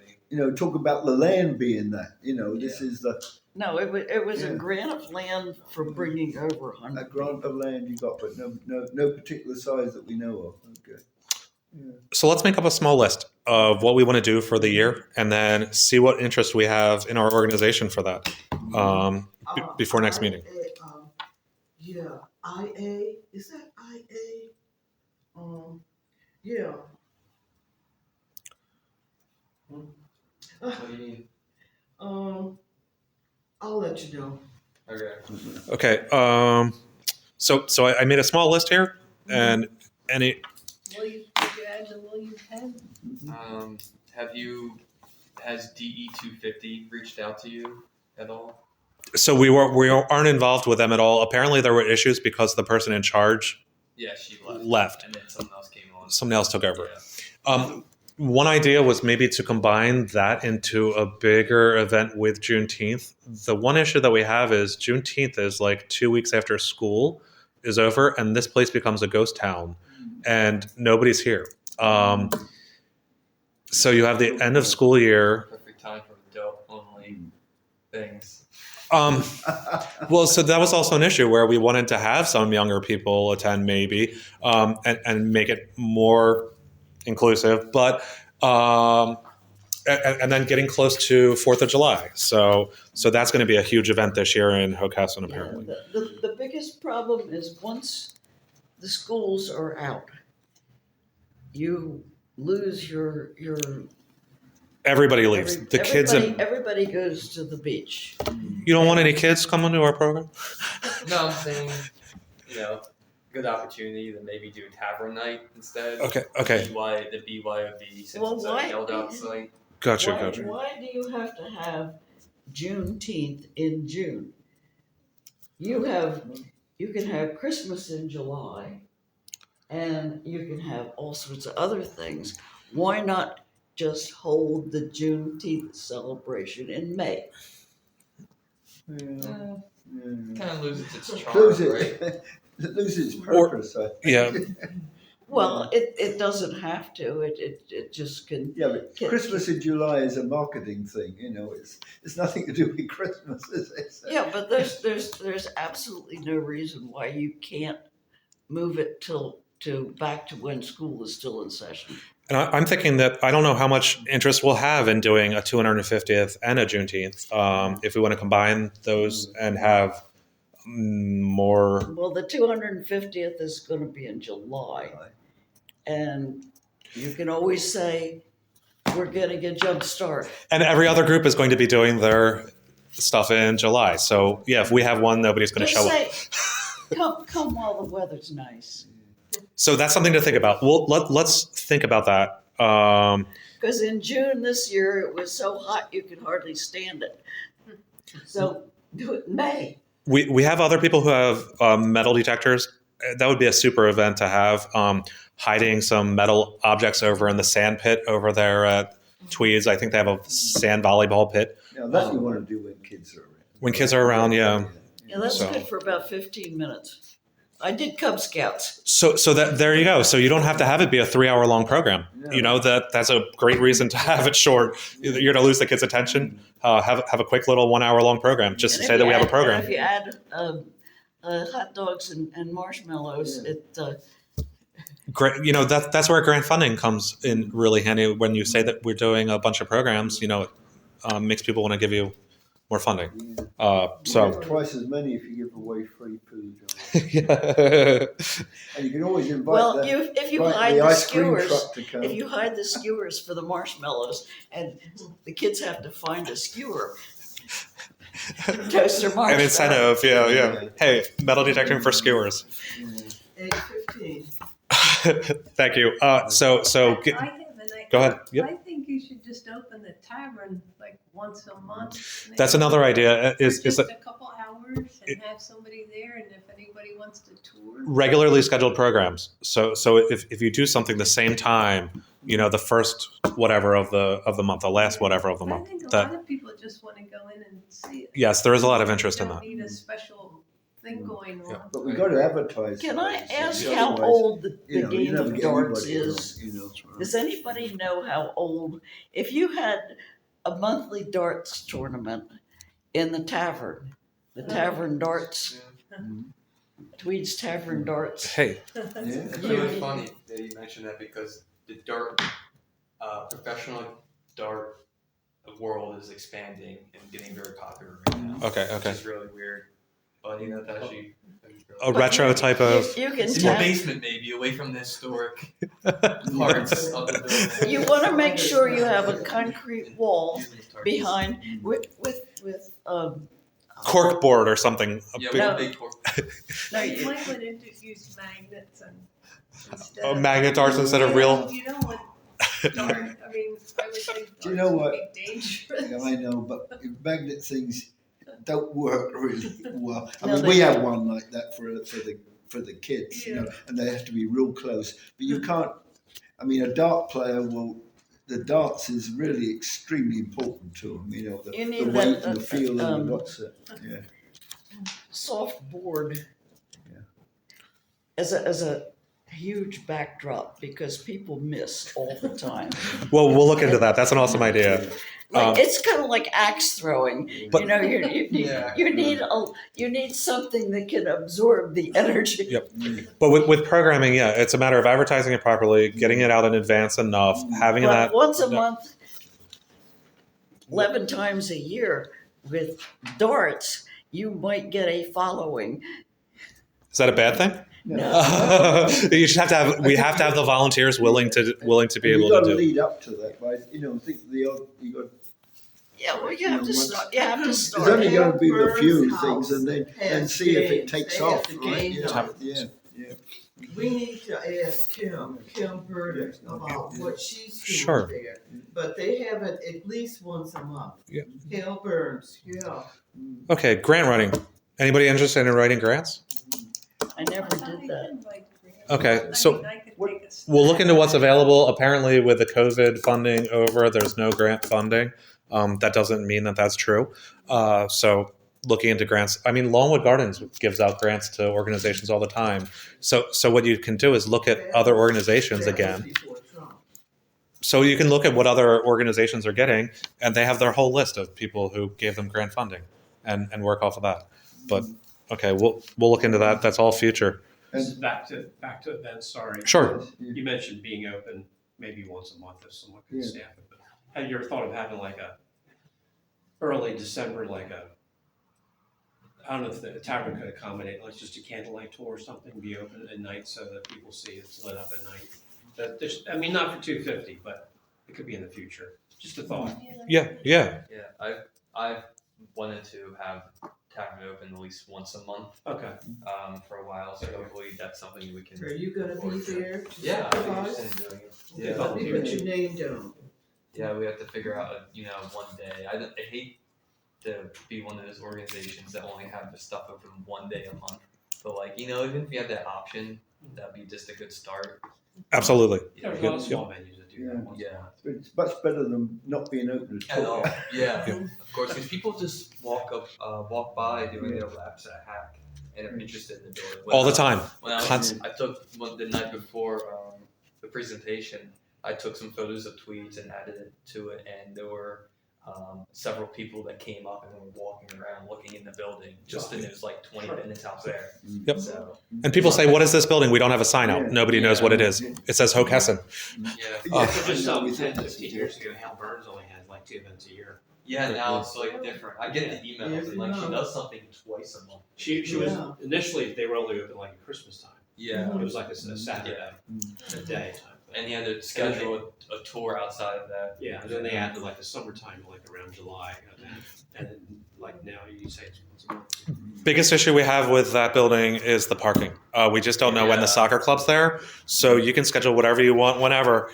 We have access to the buildings, but we don't have any designated parking. Technically, we do. We have 63 spots in the upper level of the parking garage, but we can't have somebody there kicking people out for parking in the parking spots. So The stupid baseball people, the soccer club will not give us their schedule ahead of time, and they're very spotty. So I think they do spring and fall real heavy, and then they're not there at all in the summertime. They take away the porta potties. But- the Golden Beacon baseball people No. keep us locked out of the library. They take over that place. They have an agreement to use they have a lot of fields too over at their own Well, college. The last time they had something going on, they had somebody standing out there, and I think that I complained, and I think that Janet Kilpatrick must have passed it on, and the county must have told them that they couldn't take over all the library parking. And if they didn't do something about keeping the soccer, the baseball people out of there and locking out the library patrons, that they weren't going to have any parking. Yeah, they have the signs up that say parking for library patrons Yeah, only, but they had a they don't have person. They had a person standing to try to there enforce it. checking to make sure that the people who were parking in the library parking lot were We're going in. going into Right, the right. library. So a few announcements. End of your financial reports, we already took care of talking about that. We're all set up on DDM for the boiler maintenance. Of course, I got to them a couple months ago, and they're coming out to inspect in January. So usually, you try to get the fall inspection done before you start using the systems. Well, they're all backed up, so they're coming, I think, next month. But it's all set up, and we're What about means? so Jimmy means that's another issue. We don't have anybody to check the fire systems. Does anybody have any suggestions? We have to call around. So that's a fire alarm inspection company. We just have to have the fire alarms inspected. That's for the occupancy permit over at the museum. So they just check to make sure that the lights are working, the emergency lights up top that go on automatically when the power goes off. So they just push a button to make sure they light up and make sure that our smoke alarms are working. But Did it's you sign? I did. That's another. I want to take a picture of the sign-in sheet though before we leave. Yeah. But so there's a whole lot of expenses that go along with that building also. So to get the occupancy permit, they charge us for that. But to get that, we have to have the fire extinguishers serviced once a year. That's around $400 between both buildings, I believe. Is it $400 per building? It's written down on your sheet here. So that's on the spreadsheet, and that's a big expense. And then a few $100 to have the fire stuff inspected, just to be able to use the building. So the fact that we're not having any programming is just silly when we have the space to use and we're paying the insurance and everything else for the buildings. Well, you could dye Easter eggs, you can Do make anything. Christmas wreaths. So it's there for if we have the volunteer help to do it, set up a program. So 3 minutes. fiberglass poles are installed, saved us $100. Check our social media. We have everything there, including our bylaws, our discrimination policies there. That's all put up there for public view. And then all of our other reports are available as requested. Darlene. Yeah. By the way, I mean, is it only going to do your event notifications by social media? Because we don't have it. Yes, typically. So, Purposely don't people. Gotcha. So that's an issue also, because a lot of people don't want to get an email for everything that we do. And then do we send stuff out in the mail? But other people do. Almost everybody doesn't want stuff in their mail. We can't afford to mail things out. No, I said, emails. I mean, I do emails every day. Do I have a social media account? Purposely, no. Perfect. So I'm just saying there's, yes. other So ones like me somewhere. gotcha. Maybe not. We're getting done. So the biggest thing that I want to coordinate with our membership coordinator and is sending out too many emails versus not sending out enough. Yeah. So if you bombard people with an email once a week, they're going to stop looking at those emails, and you have to have more than a meeting. If you send one out every couple of months, Yeah. With- and you have a list, then they'll keep meeting. That's what we want. Yeah. That's what we need to do. So a concise list of what's happening. Yeah. Any other topics before we adjourn the meeting? Yeah. Oh, You well, know, we about need this. to get a picture of is- Barbara and put her face on Facebook so that the people will know who is this lady who is doing all of this work on Network to Freedom. We'll see. Just the way she is now. Scott's She doesn't have to Scott's get. items that I he just brought want to with be us. in. Oh yeah. Do we want to adjourn the meeting or go over that? Do we want to end the meeting officially and then look at your documentation? Okay. No, I mean, I can do it later. Well, we want to hear about it, No, but I want to hear it, yeah. let's just officially end the meeting. Okay. Motion to adjourn. Bye. Seconded by. I also second it then. As long as we cover, Scott's good enough to come along and show stuff. At 8. Pick up your camera and just aim it at Barbara so we can get her in the Facebook. No, that's all right, I know. 8:28. So motion to adjourn, and we want to see that for sure. Let's go over what you got. Yeah. Oh, I threw two things in my pocket that were, what fit in my pocket. One was an invitation, a wedding invitation from the Mitchell family. Good coincidence tonight. It was to my great grandfather, Stephen Wilson, and his wife. A wedding invitation. 1886. 1886. For their daughter married to you knew the Flynn? I know the name because they own that property. So that was over then at the meeting house right here, the Hockessin meeting house. And what is it? It has all that information on it. Yep. Yeah, it's a date and all that. And the other thing was, this is my aunt's handwriting. There was a note she wrote that a pin was given to a Mitchell. Because I always joke with Debbie Mitchell over at Woodstock.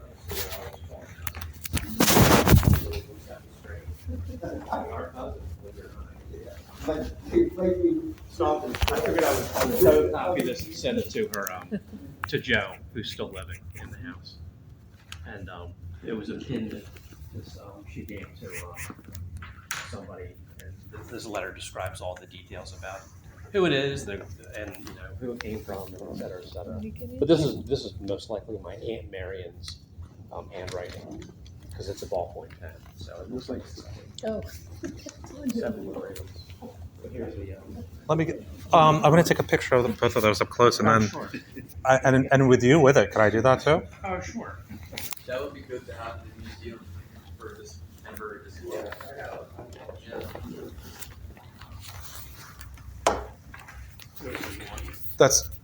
That's super. I think that. Yeah, we got Mr. Lamborn's in the background.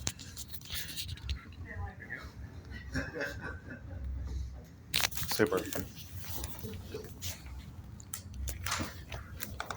Very good. Let's see. So what else do you have? What's what? Oh, What's this in the is box? you can read this. Or if you want me to read it to you. That's page 1, read it. There we go. It describes this pin.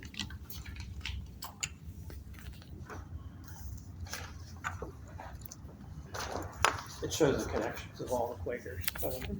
Marry one another. You know, I have a little a section of a diary. Oh, yeah? It's just a couple of years around 1874 to 76. And it was the person who was she was an elder at her cousin meeting. Mm-hmm. She kept a diary. Oh, cool. So she has all the names, you know, people who came to visit and Right. stuff. And people who died because her son was in charge of the cemetery. Right. So people would come, you know, report a death.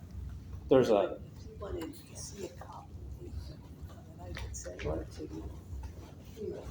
there's a photograph in the meeting. One of those big long landscape photographs from the 1930s. Copy of that. And I can see my grandfather and grandmother. I think it's either I can't the pictures the child was with it. I was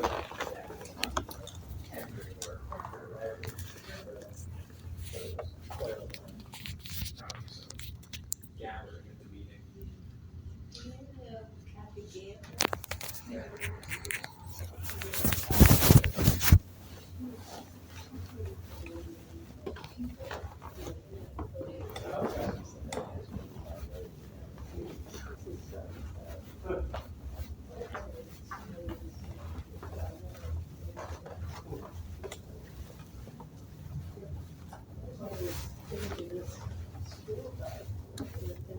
Yeah, my dad did too. So what year was she born? He was born 1914. Okay, she was born 1913. They were probably- Classmates. He's always got the time with I guess the teacher said the kids wanted to ring the bell outside here. Do you know how many original Quaker families there were when this was sort of settled? I do not know. You can probably get that information from the meeting. You mean like from the 1700s? Yeah. Yeah, you can probably get that from the meeting. There weren't many. No. Yeah. I mean, have you ever seen a very bad like 1860s on this area? You can see the family plot. There's like Dixon, Crossan. They've got it here, they've got a couple maps in there. There's probably in there. Mm-hmm. Was that Joe's Lake book? Yep. Mm-hmm. And that's at the library, isn't it? Correct, and it's still available for sale. Brand new for $40. But there would only have been probably a few dozen families in the 1700s. Well, they were all farms. Yeah, So- sure, So yeah. you can't cram many Yeah. people into There's an no- area where it's all farms. They just, Yeah. They've got two families living at Pete's Farm. I mean, no, they had two families living there, because they've got like two different addresses up there. Oh Well, no, Pete'll tell me all about it. Each farm was like a little town. So each one was almost an independently operated little system. And so mid 1950s, there were houses across the street that were involved with that complex, and down the road. So yeah, multiple families, multiple farmhouses.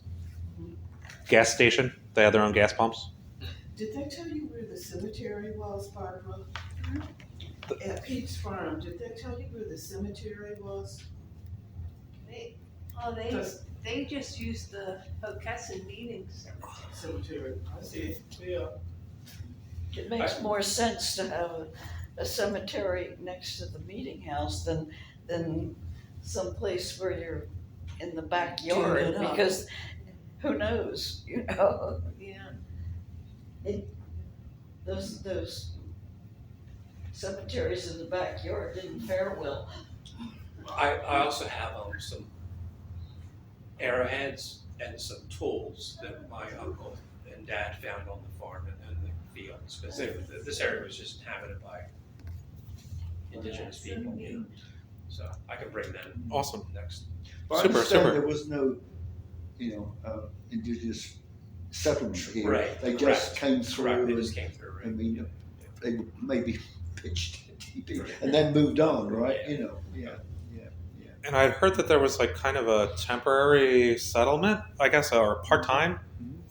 Most of the Lenape around here seasonally traveled between living near the Brandywine and living near the Delaware, depending winter and summer. So I don't know if there's permanent sites in Hockessin, but they would live here seasonally at least. Yeah. But I thought it was Joe Lake that said once at the Gator meetings that there wasn't this, a settlement, but they was temporary, as you said, passed through and use here. Yeah. And she mentioned Darwin just said Indian Town, which is near Landenberg. Okay. So that I think that might have been a permanent settlement. Okay. But They just came over here to party on Barbara's property. it depends on which tribe. But yeah. Well, when it got too crummy, they just packed up, moved, and burned the old place down. Yeah. No, seriously, if you had bugs and stuff and your birch bark or whatever bark was crumbling and your whatever they call those Wigwams. things, they're not wigwams, they were Teepees. they were saplings houses. with bark roofs, and they were like Quonset huts. Longhouses. Yeah, something like a longhouse. Yeah. But then, every once in a while they had to move because the things would rot down pretty quick. Mr. Wilson, how did you know that we were having a meeting tonight? I got an email. Okay, so you got an email from Amy. If you need to know the date, I can tell you that, but I guess it was an email that she sent out. Okay. That's all I can do. So that's an interesting aspect too of how long do you give people notice before a meeting? People have to plan for it, but if you tell people too long in advance, they forget about it.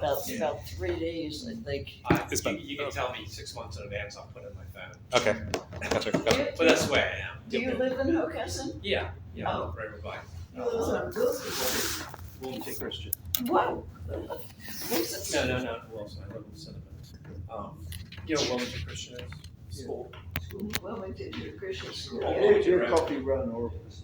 I Yeah, live over there across from Hope. I live at the Oaks intersection Road. of Brackenville Road and Old Wilmington. Yeah. Okay, You know where the White Barn is, the on the Mount Cuba Brackenville Road. Yeah. I'm not that familiar with Brackenville. I'm at the very northern edge of Mill Creek Country. Okay, so while you're putting dates on your calendar, Wait a minute. next meeting, Brackenville February- Road runs east February and west. 18th. How Okay. can you live on the 18th. northern edge? Right here? Or you don't know yet? I I'll get an have email. Don't know yet. You'll get an email. We try to bounce around from building to building to let everybody see the different buildings. But February it's going to be cold still, so we'll probably be here. Yeah. Yeah. Although it'd be nice to show everybody how we need heat or for an exam. We Is have your heating working? we have heaters that work really well, but they didn't put any fans in. So since heat rises, I have a very large, but it's noisy fan that I bought on sale at Home Depot that, like a work fan. yeah, Work. it's like a work fan. It moves a lot of air. Would you like it? Sure, we can check it out. Sure. Because it's too, I was gonna put it in my basement because I got tired of buying new dehumidifiers every 2 years. So I decided I was gonna buy a cheap fan and put it on a timer and just blow air. So let's see how it works. Well, Maybe. and I bought this one because it was on sale, and I turned it on and it no. But yeah, so they overlook that. So we have heating and air conditioning split units, but Well, nothing it swivels, so you can blow air anywhere you want. What's that rumbling? Is that the heating system? That is the heating system. So you're hearing the heating kick on. Then you're hearing the expanding of the steam going through the pipes. We try to turn the heaters off down here on the first floor because the basement's like a sauna. The basement gets really, really warm, and the tenants are up on the second floor for the most part. So between the radiant heat coming up from the floor and the heat on the second floor keeps the building really nice. You know, they used to have buildings that had the heater in the basement, and they had these grates on the through the. Yeah. My aunt's house was like that. It had a big grate on the first floor. And the first floor had a big hole in it. Yeah. And My grandparents' homes were like that. Is there any other tenant other than Bill from No, State Farm? just him. Yeah. Yeah. it was a And it's upstairs. Upstairs, yeah. They use this first floor a little bit also, so they'll use this for meetings. Any handicapped people that come in, they can have them down here. They use the first floor bathroom. They also keep the building clean for us, so they have a cleaning service that comes in. But he just hasn't been here this week, that's all. He was supposed to come yesterday. He didn't come. You can look around and see that. Well, he couldn't find a parking spot. That's possible. That's possible. Also, last time we met, Alan mentioned mailbox, and I agree with him now. What's that? That, Alan, didn't you tell us about a mailbox? You asked about, do we have a mailbox I might at have the asked the museum? question, yeah. Uh-huh. For what? For our museum, so that we can collect mail. So that's the post office box Yeah. down in York Lynn. So that's on our business cards and Okay, that's right. um, It's confusing. yeah. Yeah, and that's where I know from, civic association. And it's confusing because it's not over at Hockessen's post office; it's in York Lynn. Because they save $10 or so by putting it down there. But it's a secure place to have checks mailed. So it's locked up, and then we can access it any time of the day or night. So whenever they're open 24/7 for us. We have a key to access it. So that's the most secure way. Well, this post office, I think, is open 24/7 too, but their rates for box are outrageous. Are a little bit more expensive, and so York Lynn's really nice to deal with. The only thing that I was thinking about a mailbox over there for is so that our address is more established of 54 Fitness Way, but I corrected that a little bit in Google Maps, so now I think that's more recognized. There's different addresses for that lot. It also goes back to the original Valley Road address before Fitness Way was there. So if you look at the tax parcels, there's different addresses for those lots. But we own there's a few lots over there, and there's another one that's apparently available to us behind the museum that was set aside for possible future use. But everybody's probably forgot about that at this point. Yeah, in Delta. Yeah, So, so. but Or you could put a mailbox in front of the Tweed's Tavern and put your address on it. yeah, it would be nice to have a Put sign. your name. Put your name and address on the mailbox. You know what? And where the hack sign is, right out in front of the intersection there at Valley Road and Fitness Way, there's a space right down at the bottom of that big sign for us to install something, maybe. Yeah, something that says Tweed's Tavern, owned by the Historical Society, or managed by. But Okay. well, thanks for coming out. Thank you. Yeah, thank you. Yeah. And Call me if next, you need help. your next meeting? Next meeting is right on top here, right on top of your front On page. the front, okay. February the 18th. February 18th, and then inside there, I think I also have all the future dates too. Okay. Everything. Okay.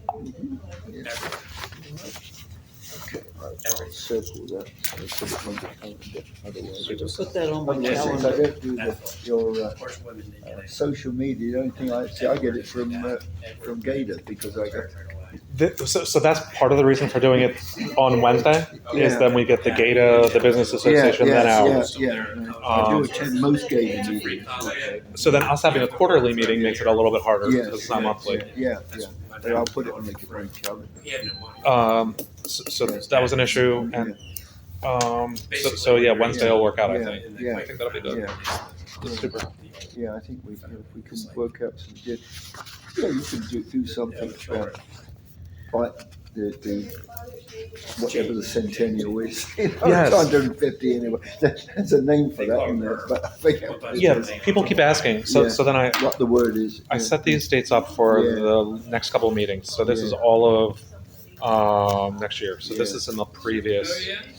meetings. So, So so it's pretty important to what was your get. maiden name? Next meeting is when you decide what we're going to I think do. more so, And yes. of course, it doesn't have to be. Yeah, because he was Wouldn't- friendly. I mean, he July talked about July the 4th is taken care of. It's by HHS, you know, right? By Gable.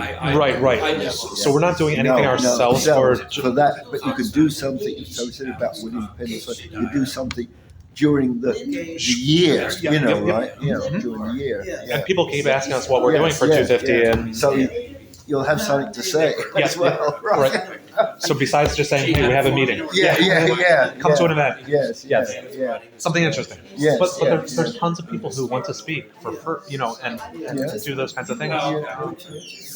And so they're promoting themselves. They're interested in history. Well, I would suggest. Very good. my other Do you know what the origins grandmother, of my it paternal says Hocus side was is more. maybe in Joe's, probably is in Joe's book. Old Kennedy. 1688 is, you know, founded. You know, is that when the first Quakers came, or what? As far as founding Hocassin, I mean, that's the date that comes on Hocassin, right? Founded 1688. okay, Yeah. and that's not the village of. So Yeah, the village. so I think Hocassin Friends meeting was probably the first thing that happened in Hocassin, like 17. for the Quakers and everything. So that was 1729, 26.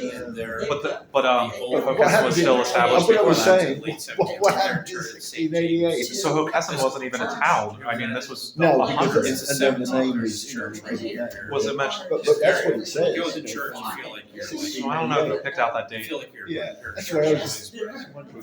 very Maybe it's in Joe's It's book. very nice. So yes, everything was known as the They're all hundreds. turned up.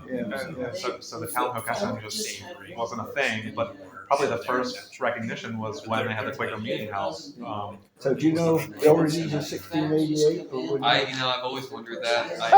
I'm sure it has something to do with how William Penn granted the land. Maybe that was Okay. when The first. they formed something here, but William Penn granted a bunch of land, 1682, 1683, and so forth and so on. So First known established house. yeah, Yeah. he got Delaware, the lower three colonies, like a couple years after he got Pennsylvania, because he had to Just like on the buy other side, I have, there was a book written. Sussex or something. You had to buy the lower three counties from the Duke of something. Oh, okay. Because it wasn't a part of Pennsylvania. The And original person so who came in it might have been laying after that From point. Pine So, And it was used as part of. Super fascinating word. Things like just the arc, just making the arc, yeah. and how they had to do straight lines, and Yeah. they're like, we have to do triangulation now and build Yeah, towers to yeah, get yeah. straight. He did kind of, I have the Well, record naval of the compasses. ship. Whoop, I've never there been we there. are. What a great idea. Yes, the ship in He thought we had to go. Yes. Mason Dixon, they surveyed shipwreck. Delaware's border and finalized it. Yeah. And it took them 2 years just to do Delaware. And then I think it took less time to do the rest of the line, but it took them two years alone